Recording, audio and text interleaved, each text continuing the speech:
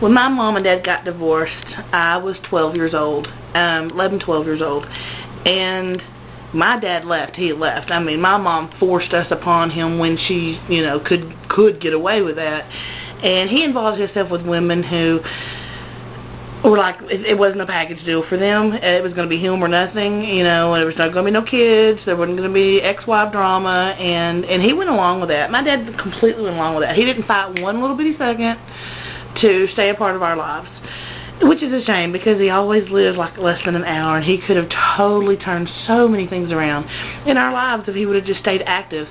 My ex-husband doesn't have much to do with my kids, and I'm like, if you would just put a stupid card in the mail. You can get a card 2 for $1 at retail stores.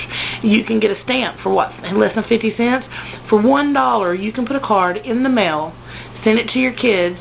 Everybody does the writing for you. You just write, love you, Dad, thinking of you, Dad. You know what? That will turn a kid's day around, man. And it's less than $1. Less than $1. But my ex didn't get it. Neither did my dad. So there were many, many, many, many times that we had to force ourselves upon our dad in order to see him show up unexpectedly, which would piss him off or whatnot. But anyway, this one was when I was a sophomore in high school, and my dad's job was to pay child support to the family members that we were living with. And he hadn't paid, and I took it upon myself. I had access to a little vehicle to go over to where he lived, which was about 30 minutes away, and we want our child support or whatever. And I drive over there, and he is now on his second, or his third wife, actually my second stepmom. He and is working for a school as a custodian and whatnot, and she is one of the superintendents of the school. And because my dad has always fixed things and been a repairman, so it was really handy to have him on hand. And we went over there, and I looked for my dad, and I went into the front building. It was me alone. I went in and asked to speak to him, and they're like, well, he's not here. He's at lunch. He'll be back at so-and-so. Well, where would I find him? Well, he would be at home. Well, where's home? Well, we can't give you that information. Well, I'm his daughter. Well, I don't think so.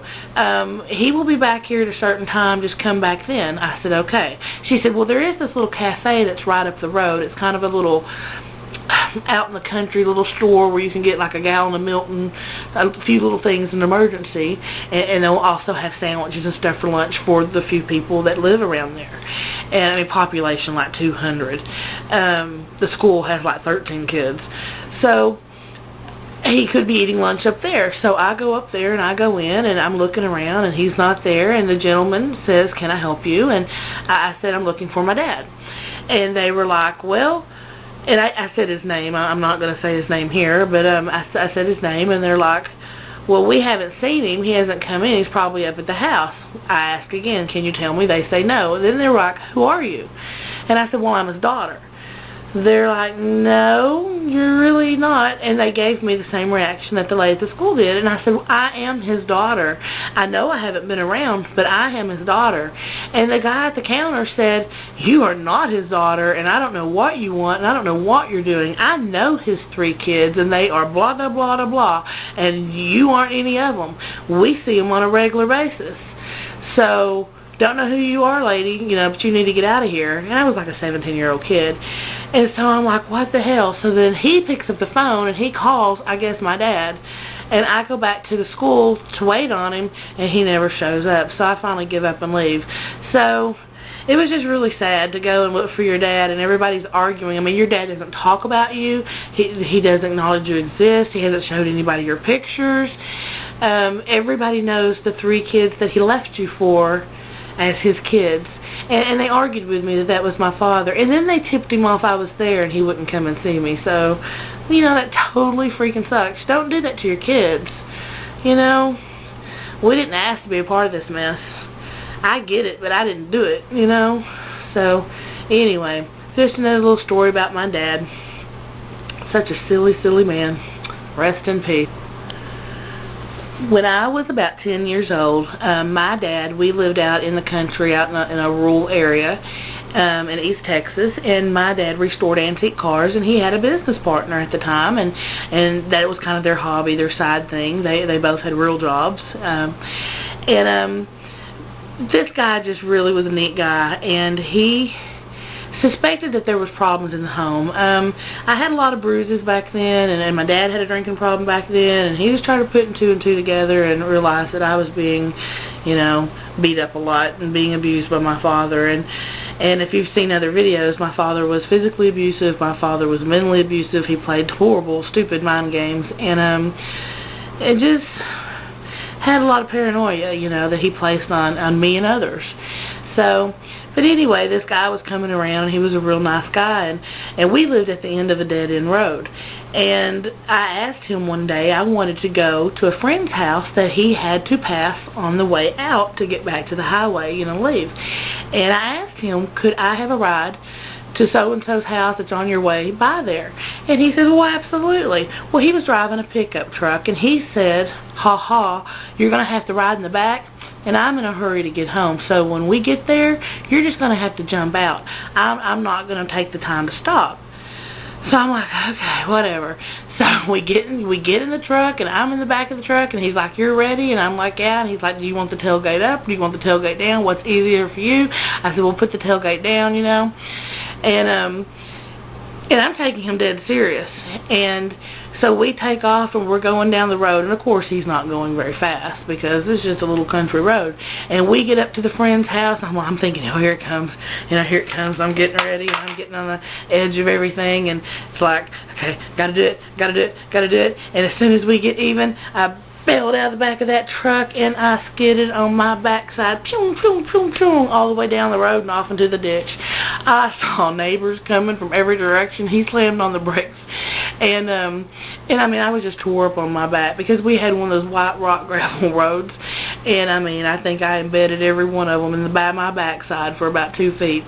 And anyway, neighbors are all coming, and he slams on his brake, and he comes running over there, and he's like, why did you do that? Why did you do that? And I said, well, you told me I had to jump. So they get me all cleaned up and get me put back together, and he's going to ride me back to the house. And he's like, why did you do that, honey? Why did you do that? And I said, because you told me to. And long story short, that's when he realized how bad the abuse was in my home. That's when he realized that I would do what I was told to do, because if I didn't, there were consequences, and it was bad enough that I would jump out of the back of a truck. He was teasing. He was going to stop.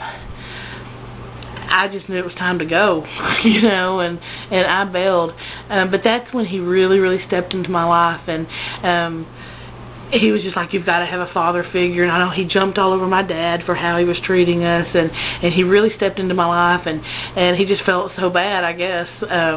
He would come and get me on Sundays, and I'd go to church with him in Sunday school, him and his wife and his sons, and they would take me out to breakfast beforehand, and he would come around a lot. He wouldn't forget a birthday. He was there when I graduated high school, or well, not there, but he sent things, he sent cards. He knew, I was graduating. He was a part of that, even though it wasn't physical. And that was more than even my family had done.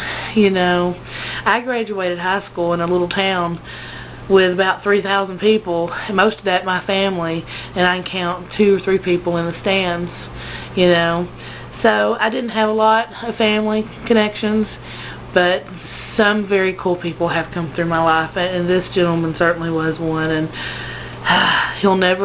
he's passed on now, and I talked to his wife, and she has passed on, and she told me that he loved me dearly, and you know what, I know that, and I feel that. I felt that from both of them. They were a comfort to a little girl that was lost, Hey there. I don't know if you're just now running across my little YouTube channel, or if you're a regular, but I did little videos about different things that have happened in my life. A lot of them crazy, a lot of them just memories, and I give my opinions on things, I talk about things. I just got a lot to say and figured why not. If you look at other videos, you're going to see that a lot of things have to deal with my relationships within my family, or different relationships I've had with people and those experiences. And this is going to be another story, another tidbit about the relationship that I had with my father. Him and my mother divorced when I was 12 years old. There's other videos about that. And he left and took off, and he was never more than probably an hour away from me the whole time I grew up, but didn't have anything to do with me, my brother, my sister. He was just gone. I mean, he walked away and ended up in a home actually with 3 other kids that were exactly the same age that we were. And in that home, we were just not allowed to come around. My mother was upset, of course, as how things unfolded, and there's other videos about that, and it was very upset, and the new woman in the life, of course, didn't want to deal with it and the kids, and it was a whole bundled, packaged mess, and so she just banned us from the home, and my mother would insist that my father come and get us, and it was so pathetic because he would take us against his will, I promise. He would take us, and he spent a lot of time at the VFW, and he would leave us sitting in the truck, and mind you, I'm 12, so that makes my brother and sister like 6 and 7, and we would go to the VFW, and we would stay outside in the truck, and mind you, he's not coming out at any reasonable hour. He is going to be there till 2 and 3 o'clock in the morning until he closes the place down. And the people at the bar finally had caught on that, on the weekend visits, or when my dad had us, there were 3 kids sitting out in an El Camino, probably hungry and cold and, sleeping and whatever, and they started bringing out hot dogs, chips, a random Coke here and there, but it was crazy. I spent a good portion of my visitation with my father in the dark, sitting in a pickup truck outside of a VFW hall in East Texas. Another thing that he did is he would find random people to send us to dump us off on because we were not allowed at the home. I probably went to that house 3 times, and I have explained that in other videos, but we just were not allowed in the home, and he would find random people to drop us off with. I remember one woman had this big house, and she had this wood toy chest, and I mean, it was so quiet, and it was eerie, and we didn't know her, and they lured us in with peanut butter sandwiches and this toy box, and they're like, you can play with them all you want, and that was it. I didn't see my dad for 2 days till he came to pick us up, And then there was another time that my dad worked on appliances, so he would go and do service calls. So there was one time that we were all with him having to go service call to service call. He didn't know what he was going to do with us. He ended up at a house where these people were having a barbecue working on their washing machine.